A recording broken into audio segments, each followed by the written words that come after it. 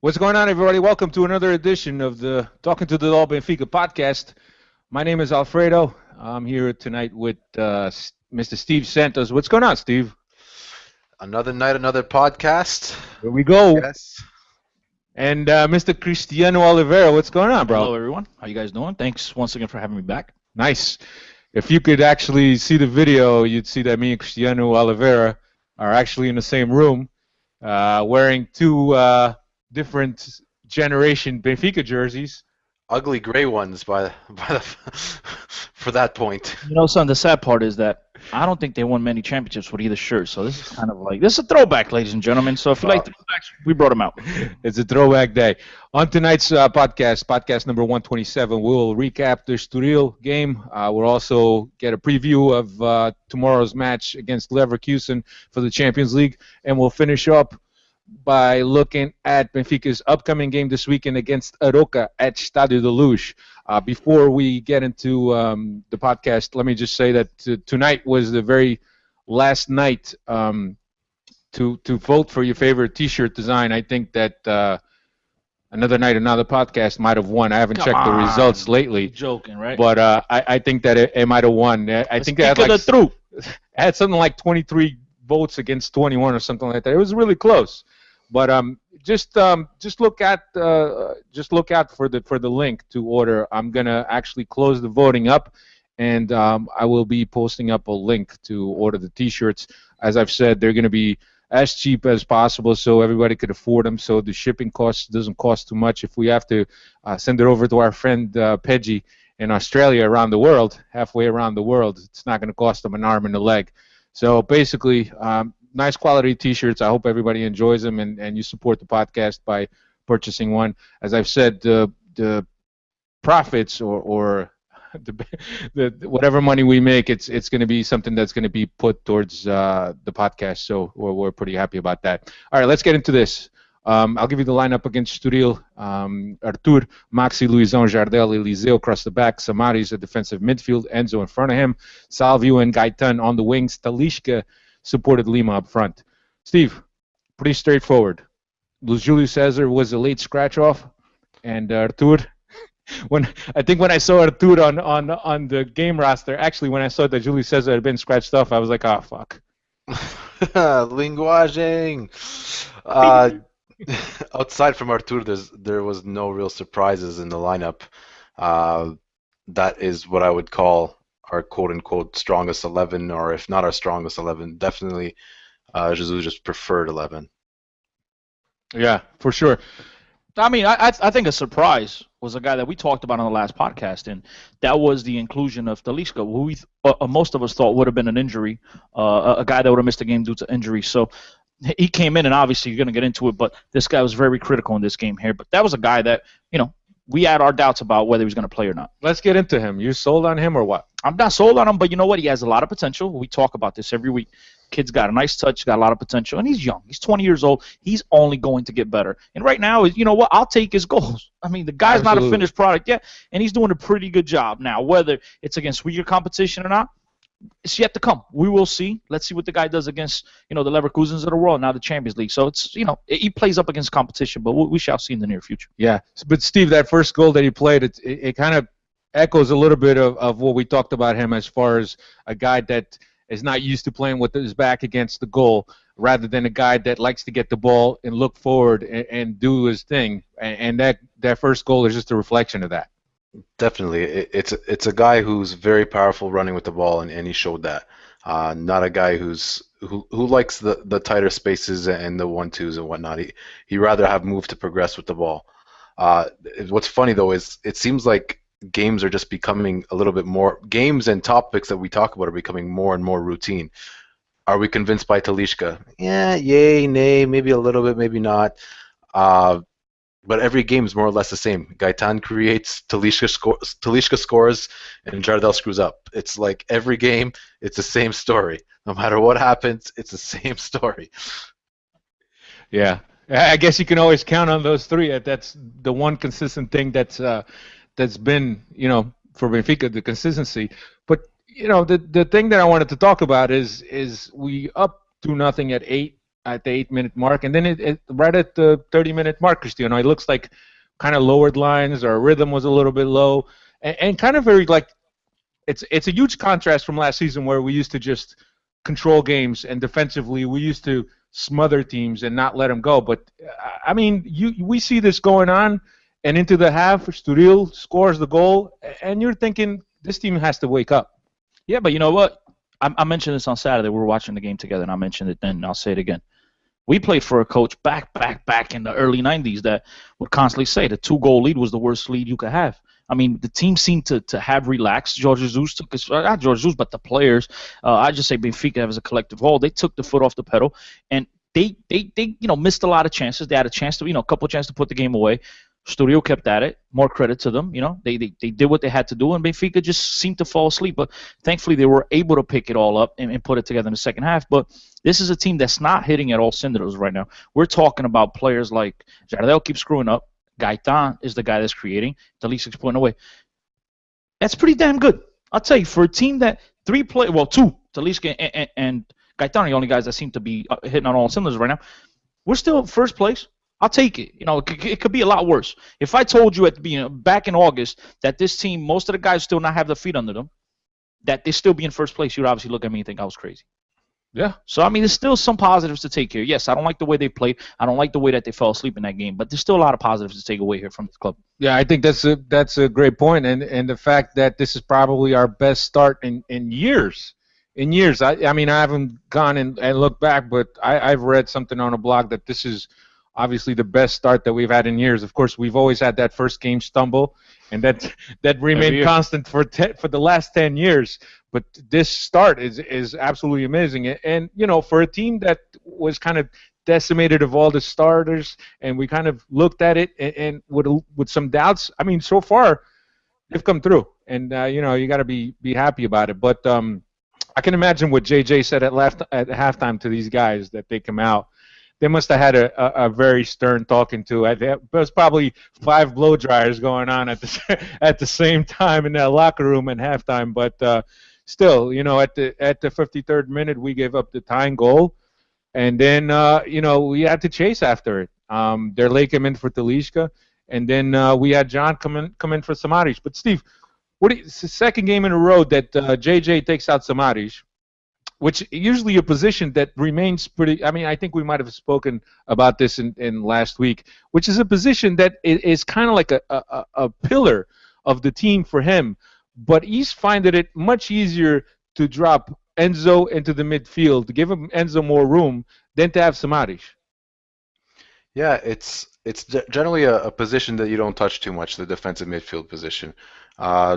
Generally, throughout the year, you want your defensive midfielder to play maybe 30 out of 34 games, 31, 32 games, almost an ever-present if you can. But for whatever reason, it's working out for Jesus to take off Samaris and move Gaitan into the middle, which every time he's done that's also happened. It's kind of two things at once. And it's working. A rule of thumb usually is when you want to make a sub, you don't want to make too many changes at once. You kind of only impact one sector of the team.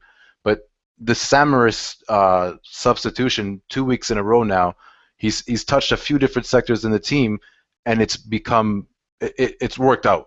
And I think that has to do with the general quality of the Portuguese league. I mean, Benfica is always going to have so much more talent than the teams that they play against outside of the big three, that they're going to have to take risks like this in order to get the results that they need.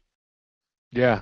And Cristiano, I got to be honest with you. I've seen Samaris now a few times, and I think you mentioned this before, that he's not a guy that's very comfortable playing in that very deep role as a defensive midfielder. And to be honest with you, he's okay, but he hasn't looked that comfortable in that position. He's only been here, 4, 5, 6 weeks at max, at most. Yeah. 6 weeks at most. So it's going to take him a little time to get adjusted, to a whole new league, to a whole new language, to a whole new culture. So it really not surprising me that he's, it's taking him this long to adjust. But this is a player that has a lot of quality, a player that I have no doubt will eventually get it together. And like we talked about, if Enzo does leave, it frees him up to go play in a position that he's most comfortable in. So, it's just a couple different things that Jorge Jesus is playing with, and I like it. You know what? He has to see what he has in his players, and in order to do that, he has to give some guys extra minutes, take him out. And so right now, this is a guy that's not adapting well, a guy that's not comfortable yet. So have no problem taking him out, moving Gaetan into the middle of the park like we all talk about. That's his position. That's his best position. And I still don't know why he's not playing at that position just yet. But you know what? It gives him the freedom to move in the middle. You put Olajuwon on the left. Enzo Perez controls the game a little bit more in the middle.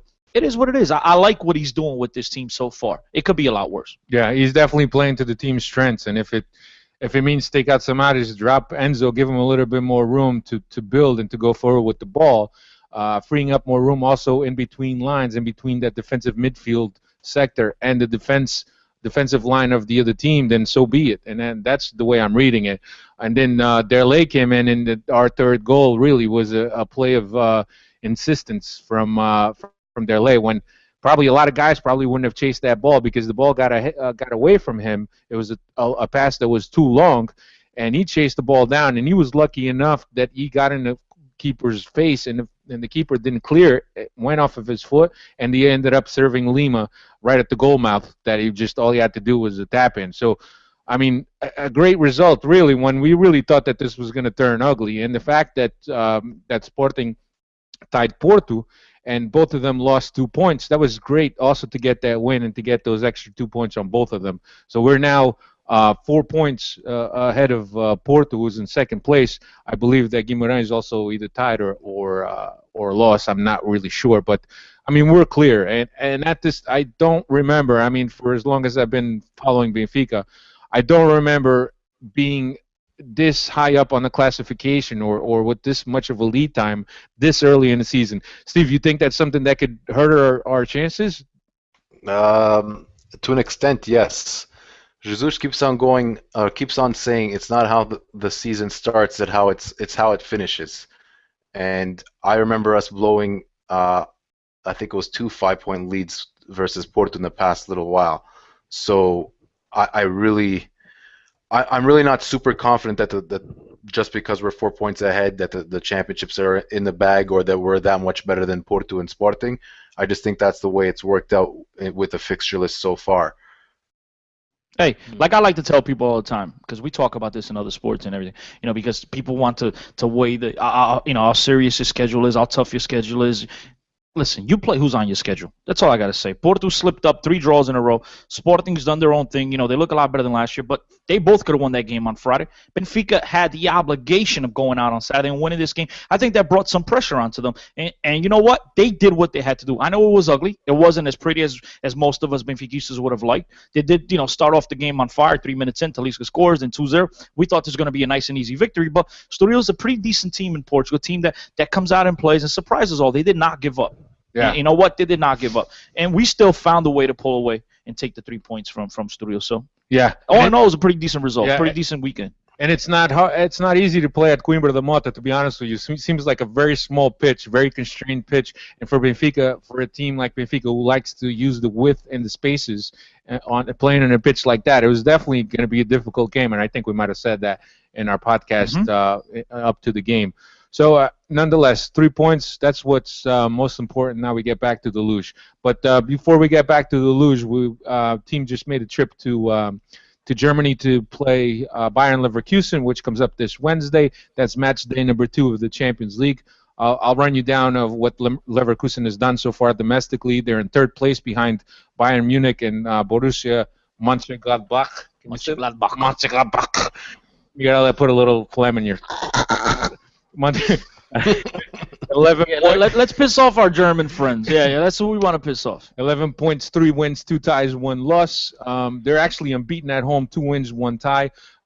But Steve, the one thing that jumps out at me, they have allowed a lot of goals. Total 11 goals scored, 9 goals allowed at home, 8 goals scored, 5 goals allowed. And I know you watched some film on this team. Break this down for us. Well, over the summer, Bayer Leverkusen hired a new coach, Roger Schmidt, who was previously at Red Bull Salzburg last year. And I don't know if anybody's got to watch any of their games, but they did pretty well in the Europa League, and they played against Ajax Amsterdam. I think it was in the quarterfinals, and they beat them on aggregate 6-1. But the reason that they beat them so badly was how well they pressed. They won so many turnovers in the opposing team's half that it was just incredible. I've never seen a team press like them before. Not Barca, not anybody. They were just ruthless. And I think that Schmidt has brought some of this over to Leverkusen, but since it's still not really, he's only been there for a little while, so it's still not really a fine-tuned machine. There is spaces to be found. So if you get past that first line of pressure, you almost always have instant access to their back four. And if you have a team with a good goal scorer or a guy who can create good chances, you are going to get them. So I'm thinking that's why they're conceding a lot of goals. Yeah. So you think there's a lot of spaces in the back four. Basically, I'll also run you through what they've done so far in the Champions League. They played Monaco in match day number 1 in France, and they lost to Monaco. But their qualifier, because they had to do a pre-qualifier to the Champions League, they won 7-2 on aggregate. They beat a Danish team, Copenhagen. I don't know. Copenhagen. But anyway, Benfica, last 2 games at home. Actually, last 2 games versus Leverkusen, they have beat them. And I think there was also that famous result from 1994 at Leverkusen, 4-4. Yeah. Kukova, Belchevier, and I forget who the fourth goal was. Also, something that we want to mention, JJ is the only Benfica coach to win in Germany, and he's won twice, once against Schalke and once against Leverkusen. But, talking about this Leverkusen, Steve, any guys that jump up at you? There's a couple guys that we played against a couple years ago in the Europa League. There's a Castro, German-born or German citizen or something like that, but he's Spaniard descent. He used to play a little bit more of an attacking role in coming from the left sometimes or in the number 10-like role, but now it seems like he's playing more as the number 8, the second guy in the double pivot. And if you watch the guy playing in this position, he kind of reminds me of Enzo. No, he doesn't have the same tenacity in tackling or whatnot, but the way he likes to carry the ball forward towards the forwards and link play that way, and the way he shields the ball, it reminds me a lot of Enzo. The other player that we know from a couple of years ago is Kiesling. For me, Kiesling is a supremely underrated player. I think he's had some problems with Low, and because of that, he hasn't played much for the national team. But this is a forward who's fantastic in the air. He can play football on the ground just with the best of them, and he's strong. So he's always that outlet ball that Leverkusen are looking for when they're kind of in a little bit of trouble, because they know if they can find him, he's going to make it stick, and he's going to bring other players into him. So that's 2 guys that we know about. The third guy that is new since the last time we played him is a Turkish young kid named Hakan Kalyanoglu. I think you might have mispronounced that. More than likely not. More than likely I did. But for a 20-year-old kid, he wears the number 10 on his back, and he plays like your typical number 10. Lots of vision, fantastic at free kicks, very dangerous on the 1v1s. I would not be surprised if this kid's in 3-4 years is one of those household names that everybody wants, because he looks the part. Yeah. Cristiano, just in general, looking at the fixture, is it a must-win? Absolutely, it is a must-win. I mean, it is a must-win because we're Benfica, we always want to win. But I tell you, if they come out of there with a draw, you need the minimum a point. You need to come out of there with something to show for it, because you got Monaco and Zenit playing. Hopefully, they get a draw, but if not, one of those teams will drop some points, and it's very critical that we at least go on the road and we're able to come away with a point in Germany. Yeah, here's the way that I'm looking at, and it's something that it's always a plateau or a mark that people look at, the 10-point mark, which most of the time, it's good enough to take you.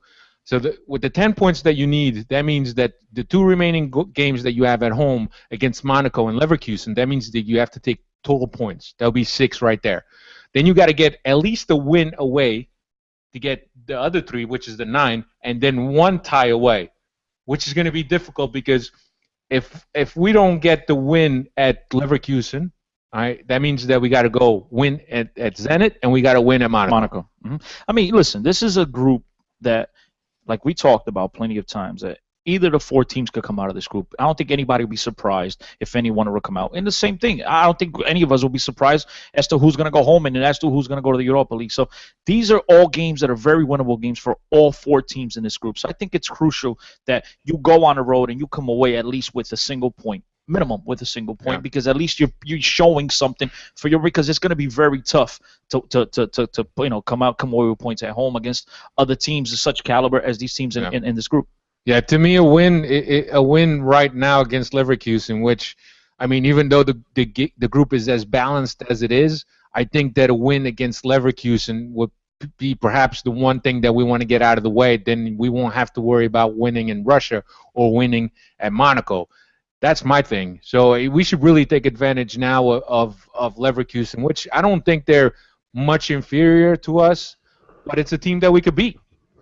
Again, I just said it a second ago. I think you could beat every single one of these teams in the group. Yes, like you talked about plenty of times. Zenit up and down the roster, they're better than Benfica, but Benfica could have very well, came away with a draw that game at home. So every team in this group could beat each other. I don't think Leverkusen is that easy of a team, but then again, I don't think Benfica is that much inferior to them. So it's going to be a very technical game. It's going to be a very tough game in the midfield, in particular for Enzo and Somali. It's going to be critical that they hold down that midfield. But I do think that they could go away and come out with a point. But it's going to be very tough for either team, in my opinion. Steve, what do you think? And you see JJ changing anything, or you just see him going with the guys that he started at Estoril, obviously minus Artur Moraes?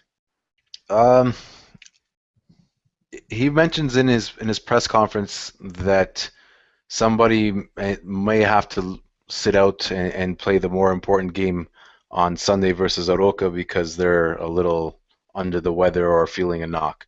And because of that, he said Derlei might even have a chance to play because of it. So that leads me to believe it might be Talisca, but that might be JJ just playing somewhat mind games. My first instinct is he's going to play his preferred 11. There was doubts about Julio Cesar playing because of the injury, but he's made the trip to Germany, so I'm pretty sure he will get to start ahead of Bruno Varela. And then just the 11 that we've been seeing very often is what I think will happen. Yeah. I don't anticipate JJ making too many changes, Cristiano. No, I don't as well. This is a coach that every game he wants to win every game. He has that ego. He has that how do I put it, man? That cockiness in him. He wants to go into Germany and say, I'm still the only Portuguese coach to come out here, Benfica, and get the 3 points. So I think that's, he's very arrogant. I like that in him. And so every time this guy has a chance to go out and put up points, he does, as he's shown in the previews. Yeah, I agree with you. So after we get done with Germany, we got Aroca at home. And Steve, Aroca, not going to be an easy game, especially when you take into consideration that last year at the Luz, we tied him 2-2. Yeah, that's one of the slip-ups we had at the beginning of the season. With Pedro Emanuel at the helm and David Simão in midfield, there's a couple of people there with a little bit of extra motivation maybe to put one on us, obviously for different reasons. One's a former Porto player, the other one never really got a chance at Benfica and probably feels hurt by it. So and he scored last time. Yeah, he did. And the one thing we talk about all the time is when these teams have a chance to play Benfica, this is their World Cup final for them. They know the whole country will be watching, and a lot of Europe will be watching them on highlight shows. So these players and these teams come out with everything they have in order to try to get away with a good positive result against Benfica. So, I'm going to be realistic and I'm going to be honest. I'd be lying if I told you I know anything about Aroca. All I know is that if Benfica doesn't come away with these 3 points, it'll be a damn shame. Now, we can't be falling asleep like we did at Estoril. I mean, we were lucky enough to get those 2 early goals, but we can't be falling asleep. Aroca domestically is in 10th place, 7 points, 2 wins, 1 tie, 3 losses away, 1 win, and 2 losses, so only one win away. As you've said, Pedro Emanuel is the coach. David Simão is the guy with a chip on his shoulder every time he plays Benfica. So it's not. It's definitely not going to be easy, Cristiano. But we'll just have to see. Like you said, got to come out with the 3 points. I do think they come out. They have to put pressure on this team and kind of like come out with the same attitude they came out against Studio. Hopefully, just don't have that drop off that they had against Studio, and they should be fine. Yeah, Steve, what do you think about the game, dude? Do you think that we'll play on Sunday, 6 p.m. local? You think the European fixture, Champions League fixture, will interfere or anything with this game? Maybe only for the guys who aren't used to playing midweek. Maybe a Jardel might have a hard time with it, but I think Enzo is okay with it. Samaras played last year in the Champions League, I believe it was. I think most of the guys are pretty well used to playing in midweek and on the weekend. It shouldn't really affect us. Yeah, I don't either, but it's big boy soccer, man. I think if you want to play in teams that compete for all fronts and a team that plays in the Champions League and is obviously trying to win domestic cups, yeah, you got to get used to this, man. It's time you buckle up your pants and you put your best foot forward and you go out there, you do what you have to do. You can't come up with excuses. Yeah. You just can't. And I mean, sadly, in my opinion, I know every single one of us up here agrees. I mean, when is Jardel going to get hurt, man? I mean, I need this guy to get injured. I need Lisandro to get a chance because Jardel, to me, is killing me week in, week out. We talk about that all the time, and the thing is that he's actually left Lisandro at home, and he's picked Cesar on some game on the last game roster, if I'm not mistaken. He's been rotating. He's been rotating. I guess he has to kind of do that. I mean, he has to keep everybody motivated at some point. But he did bring Lisandro over to Germany this time, so hopefully Jardel slips up or something. I don't know, gets hurt. I know it's kind of sad for me to say. Have you seen that guy play? That guy played with the 6-inch cut on his forehead, and he still went to play. He put that swimming hat on. You see him? Oh yeah, yeah. He looked like Alfonso Henriques. He put the swimming hat on, and he's ready to go. With a Batman mask too. The Batman mask, yeah. I mean, nobody ever says he's not a tough SOB. No. I'm just hoping he twists it. I don't know, something. I mean, come on, Steve, you got to agree with me on this I completely agree with you, just because JJ likes the fact that he's been around for 3 years. He knows all the defensive processes. He slightly knows where to position himself and whatnot. And Lisandro is someone who's like a blank slate. You got to teach him everything, and perhaps he's not really picking it up in the training ground. But as far as ability on the ball, Jardel's just killing us. Yeah. Turnovers, a lot of just useless punts up the field. Simple lateral passes to Eliseu. He was messing up. It's just I remember Pedro from the English Pedro, not the Aussie one. And I remember him calling him a third division player, and I was like, man, that's a little bit harsh. But he has moments where he looks like a third division player, and the problem is he has moments every game where he looks like a third division player. So it is what it is, and I think we're stuck with Jardel though, and until something goes wrong with him, JJ's not going to drop him, I don't think. Not even a crucial mistake that will cost us a game? You don't think that's going to cost him his starting position? I was there for the crucial mistakes at the Luge 2-in-1 game, and guess what happened? He's still back, so... I think the one thing's for sure, Jorge Jesus likes his veterans. He likes guys who've been around, guys with experience. And right now, both Lisandro and Cesar do not offer that to this club right now. But are they better players? I do think so. Are they players that have a lot more potential than a Jardel? Absolutely. And so I think it'll be a matter of time. But right now, I think he's just relying on his veterans, because this is a team that, say what you want, we haven't not won back-to-back titles in God knows how long. There's plenty of pressure. And even though Jardel's messing up, he knows this guy. He's been there. And like both of you guys mentioned, he plays with gashes on his head. The guy doesn't bitch and complain about it. He does everything that's required of him, whether it's to the best of his ability or not, whether it's good enough or not. He's still out there giving it 100%. And I think that's the thing that Jorge Jesus admires in him, even though I don't agree with it. I hope that Lisandro does get a chance. It's a player that played in La Liga last year and played to a very, very high level at Getafe. And I think he could do the same with this Benfica squad. It's just a matter of time before he gets his chance. And, like we see every year, year in and year out, players get injured. We hope that when either Luizão, hopefully he doesn't get hurt, but if most likely, due to his age as well, he's 33 years old. When these guys do go down, we hope that these kids do get a chance to play, and when they do, they grab it by the horns and they never lose it again. Yeah, that's the only thing you could hope for, is that when Lisandro gets a shot, that he proves his worth. I mean, from what I saw from this guy last season in preseason before he moved on to Spain, I thought he was a pretty good player. You just need that adapting like everybody else. You come from a South American type of soccer, and you need to adapt to the new style, to the European, which is much faster, much more technical and tactical also. So that's something that he needed. So I mean, let's hope that something happens. Steve, I mean, here's a question. Hey, Steve, whatever happened to the huge signing from Canada? What's his name? Steven Vittoria? Whatever happened to this guy? I heard they brought him out to Toronto and they put him in the Portugal Day and they brought him in the parade car. Well, I never even seen the guy on the field besides celebrating afterwards. I've never seen him play. Yeah, he's gone. I don't know where he is right now. I don't think he plays for the B team. I don't think he plays anywhere. I have no idea. I thought maybe he's just playing golf somewhere. Maybe he's him and Carlos Martins. No, Carlos Martins signed to Belenenses. Yeah, he's on his way out. Yeah. Yeah, I mean, I've always wanted, because I mean, I know, like you said, it's a touchy subject, man.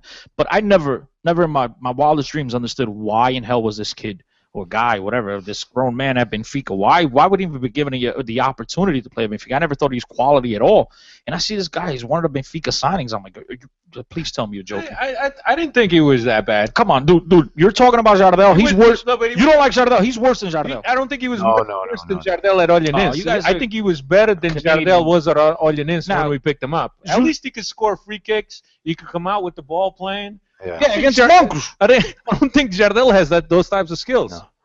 No. Steven's a lot more technically advanced than Jardel.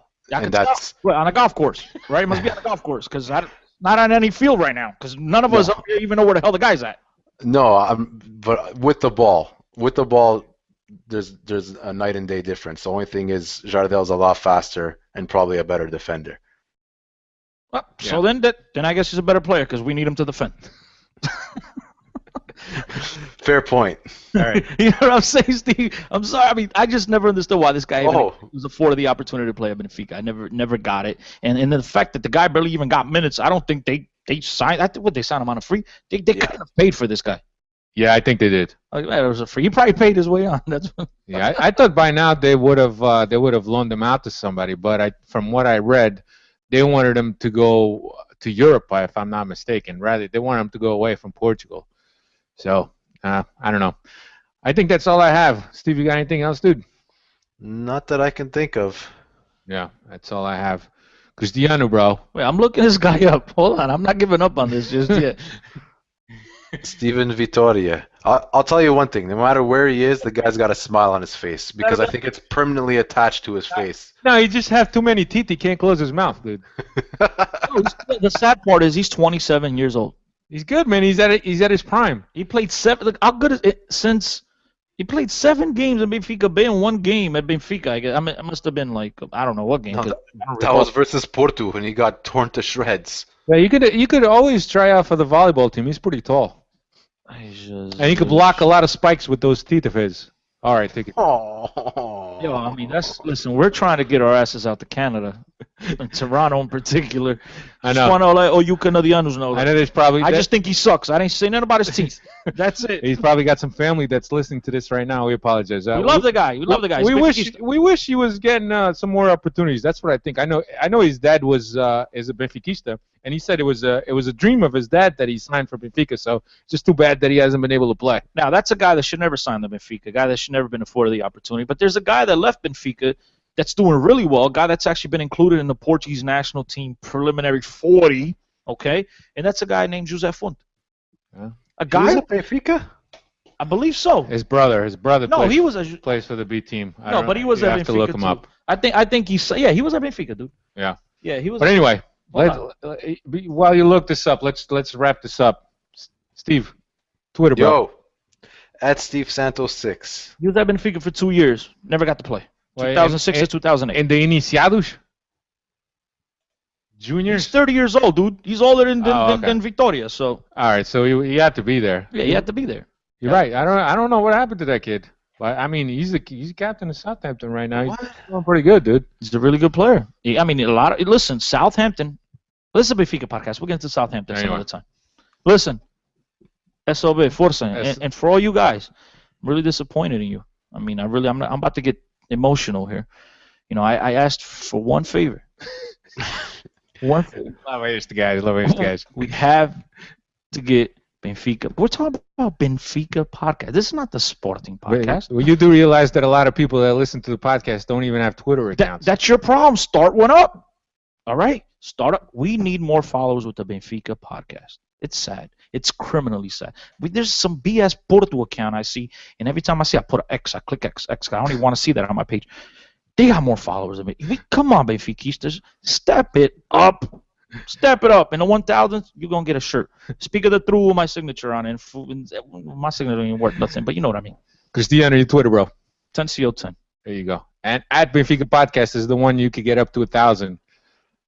The 1,000th follower gets a T-shirt signed by Cristiano. I'll just throw in there and myself. Cristiano and myself. See, I think that's the key. When I said mine, they didn't really listen. Yeah. Now yours. Now we'll see by next week. If next week we'll throw in Steve. Okay, guys. Personally signed by me, dedicated to whoever you want. Could be Lashonda or whatever, whoever you want. Joãozinho, Peterzinho, something like that. We'll get it. I promise. We personalized T-shirt just for that 1,000 follower. I'm getting on this bandwagon. Also, I think this is sounding pretty good. And we might even give you a shout out on that account. Exactly. Think about it. Anyway, Steve wants no part of it. That's it for us. Please don't forget to visit our friends over at planetbenfica.co.uk. Also, I must say this: Cristiano and Eric Krakauer, Sportingista, but he deserves a mention here. Not everyone's perfect. Got a brand new podcast. Actually, it's a video cast almost.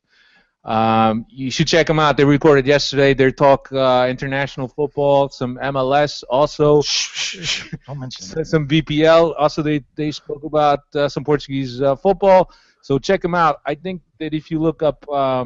Just go to Big Soccerhead.